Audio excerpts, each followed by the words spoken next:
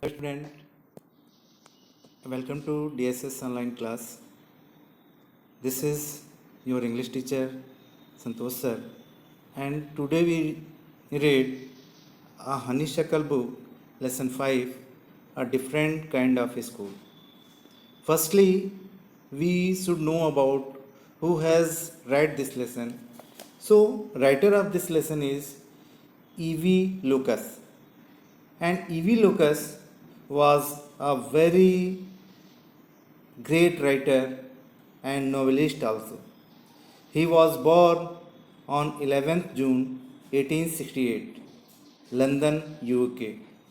He was English humorist, essayist, playwright, biographer, publisher, poet, novelist, short story writer, and editor.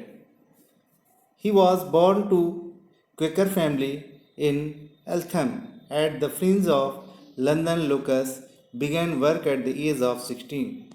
वह जो है एक English के जो है ह्यूमरिस्ट उसको कहते हैं जो कहानियाँ लिखते हैं, हंसने वाली कहानियाँ लिखते हैं।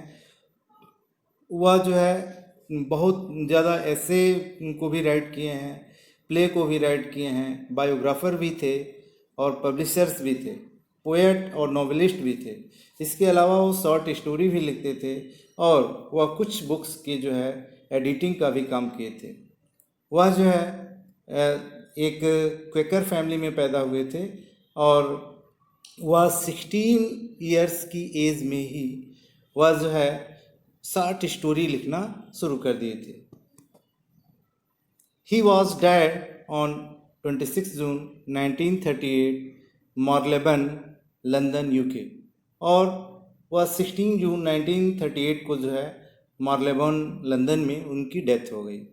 Now today we only read this lesson, and I also gave you words meaning of this lesson by a PDF file, but today only we read this lesson.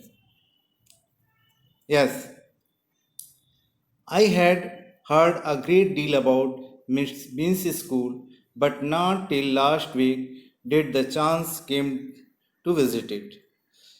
Second paragraph. When I arrived, there was no one in sight but a girl of about 12. Her eyes were covered with the bandage, and she was being laid carefully between flower beds by a little boy who was about 4 years. She stopped, and it looked like she asked him who had come. He seemed to be describing me to her. Then they passed on. Now, third paragraph.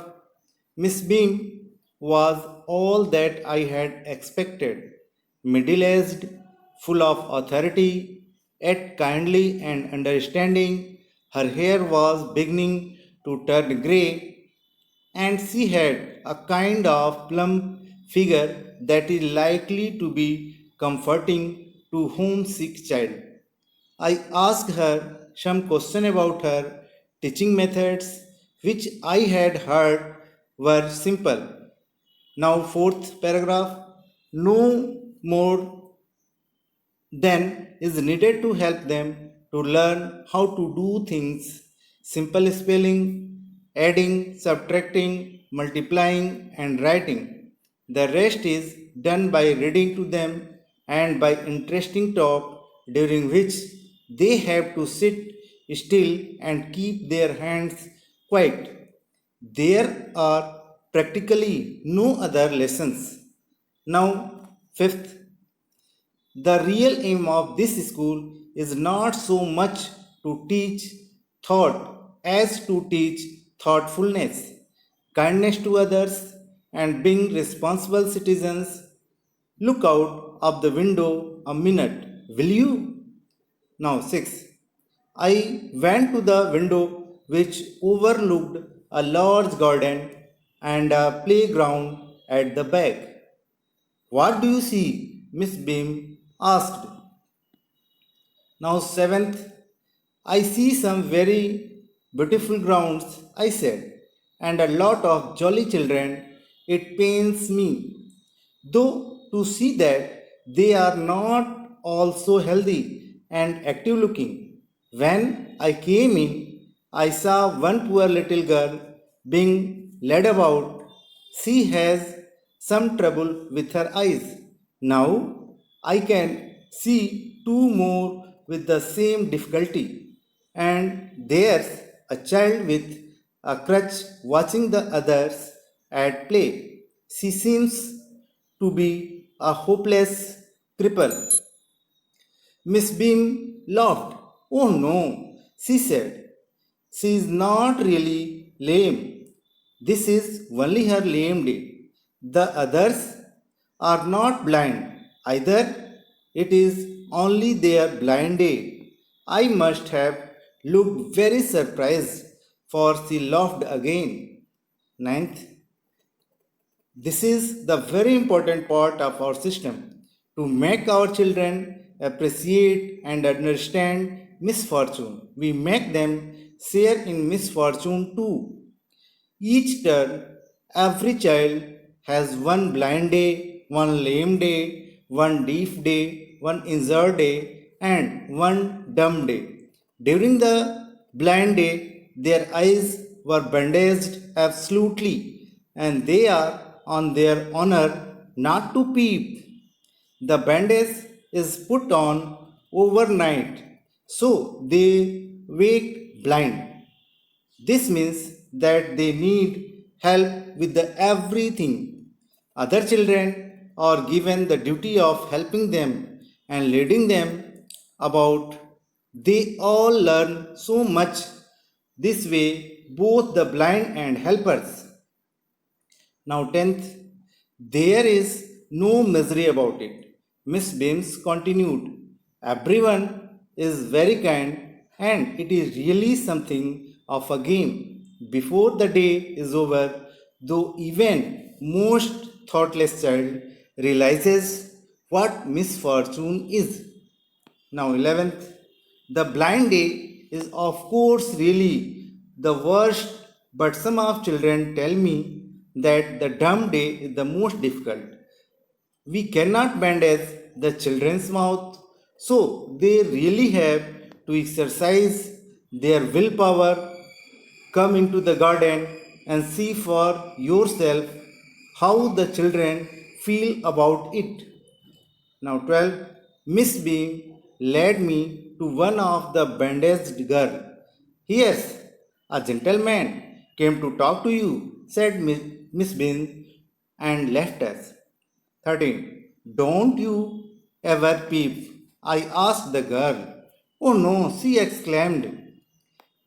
That would be cheating. But I had no idea it was so powerful to be blind. You cannot see a thing. You feel you are going to be hit by something every moment.